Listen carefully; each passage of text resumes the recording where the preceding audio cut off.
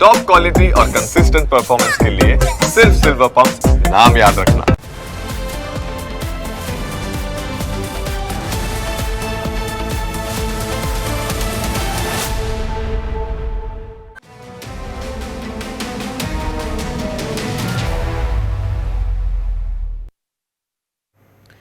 સોમનાથ જાઓ, નાથ દ્વારા જાઓ કે પછી બીજા કોઈ યાત્રાધામ, પણ અતિથિ ગૃહમાં ઓનલાઈન રૂમ બુક કરાવતા પહેલાં સતર્ક રહેજો, નહીં તો લૂંટાવાનો વારો આવશે.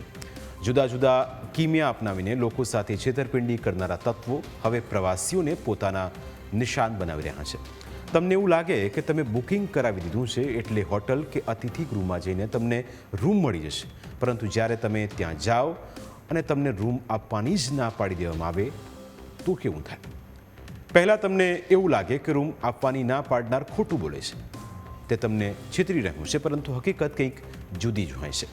સ્ટેટ સાયબર ક્રાઇમ સેલના સકંજામાં રહેલા આ 6 આરોપીઓની રાજસ્થાનથી ધરપકડ કરવામાં આવી છે. આ આરોપીઓ સોમનાથ જતા શ્રદ્ધાળુઓ સાથે મોટી છેતરપિંડી કરી છે.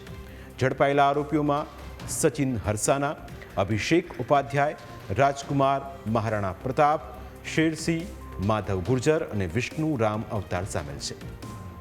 આરોપીઓ લોકોને કેવી રીતે છેતરતા હતા તેની હકીકત તમે જાણશો તો હેરાન થઈ જશો. આરોપીઓએ સોમનાથ ટ્રસ્ટ સંચાલિત 3 અતિથિ ગૃહની 4 ખોટી વેબસાઇટ બનાવી હતી અને એઆઈની મદદથી તેઓ છેતરપિંડી આચરતા હતા.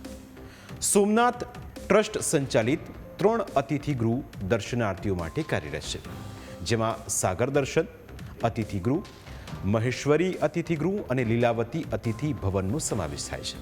આ 3 અતિથિ ગૃહમાં બુકિંગ માત્ર સોમનાથ ટ્રસ્ટની સત્તાવાર વેબસાઇટ પરથી જ કરવામાં આવે છે. બીજા કોઈ પ્લેટફોર્મને બુકિંગની મંજૂરી નથી.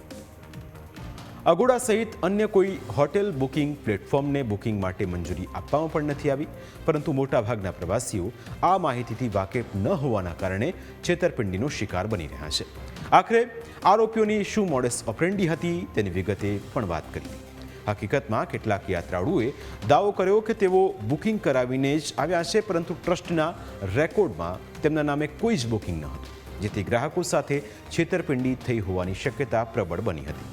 સમગ્ર મામલે મેનેજર અને અન્ય એક વ્યક્તિ દ્વારા cyber centre of excellence CID ક્રાઇમમાં અરજી કરવામાં આવી, જેના આધારે સાયબર સેન્ટર ઓફ એક્સલન્સ દ્વારા ટેકનિકલ તપાસ શરૂ કરાઈ હતી.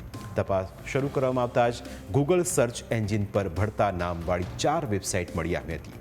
આ ફેક વેબસાઇટ પર દર્શાવવામાં આવેલા નંબરો પરથી પર્યટકો સાથે છેતરપિંડી આચરવામાં આવતી હતી. વેબસાઇટ પર દર્શાવેલા નંબરોની ટેકનિકલ તપાસ કરતાં જાણવા મળ્યું કે આ વેબસાઇટ પર સોમનાથ ટ્રસ્ટની હોટલનું ગેરકાયદે બુકિંગ કરવામાં આવતું હતું.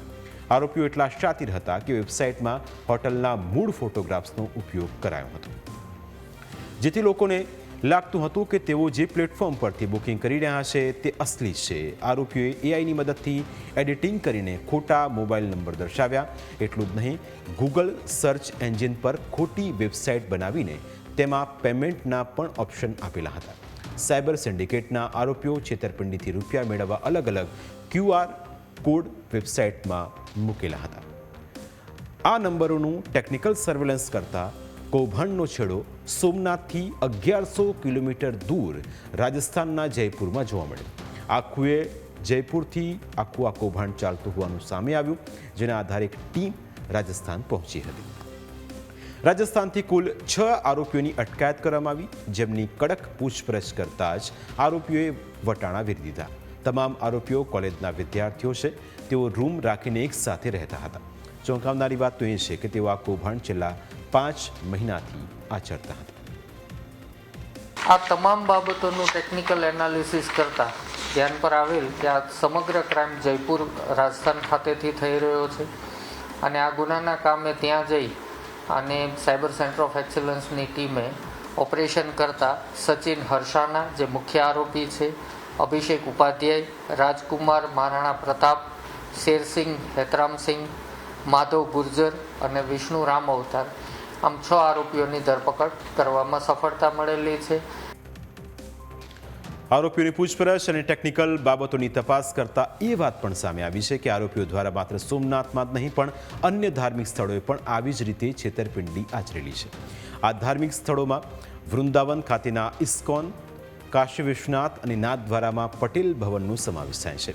આરોપીઓ દ્વારા ખોલવામાં આવેલા બેંક ખાતાઓમાં 1930 પોર્ટલ તથા સમન્વય પોર્ટલ પર ચેક કરતા સમગ્ર દેશમાં 90 સાયબર ક્રાઇમના ગુના થયેલા છે, જેમાં ગુજરાતની કુલ 43 અરજીઓ તેમજ અન્ય રાજ્યોની 47 અરજીઓ મળી છે. આ ઉપરાંત મહારાષ્ટ્રની કુલ 16, યુપીની 8, રાજસ્થાનની 5 સહિત કુલ 90 અરજીઓ મળી છે. એટલે કે એકસાથે 90 અરજદારોની અરજીનો નિકાલ થયો છે. આરોપીઓની મોડસ ઓપરેન્ડીની વાત કરીએ તો તેઓએ સોમનાથ ટ્રસ્ટના 3 અતિથિ ભવનની એઆઈ દ્વારા ફેક વેબસાઇટ બનાવી હતી. ત્યારબાદ અગોડા પ્લેટફોર્મ પર સોમનાથ ટ્રસ્ટની મંજૂરી વિના હોટેલોનું ગેરકાયદે રજીસ્ટ્રેશન કરાવ્યું હતું અને અતિથિ ગૃહના મૂળ ફોટોગ્રાફ્સમાં એડિટિંગ કરીને ખોટા બુકિંગ મોબાઈલ નંબરો દર્શાવ્યા હતા.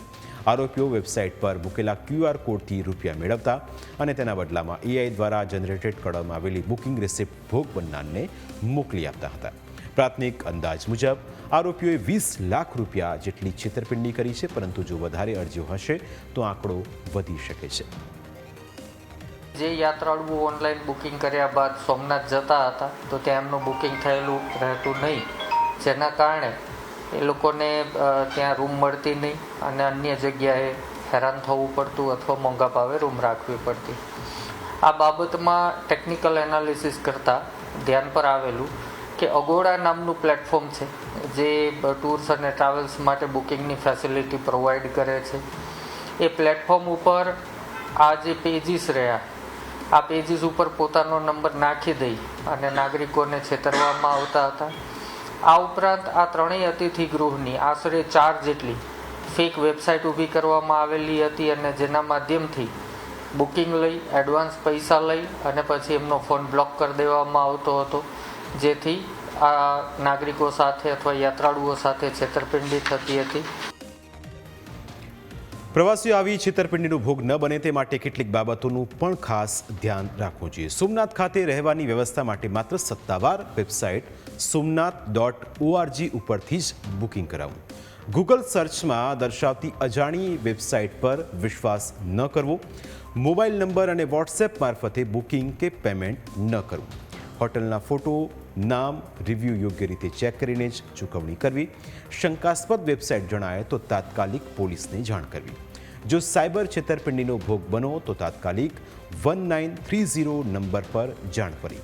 આટલી બાબતોનું ધ્યાન રાખશો તો તમે આવા લેભાગુ તત્વોથી બચી શકશો. આવા તત્વોથી સાવધાન રહેવા માટે મંદિર ટ્રસ્ટના વિશ્વસનીય પ્લેટફોર્મ પરથી જ બુકિંગ કરાવવું.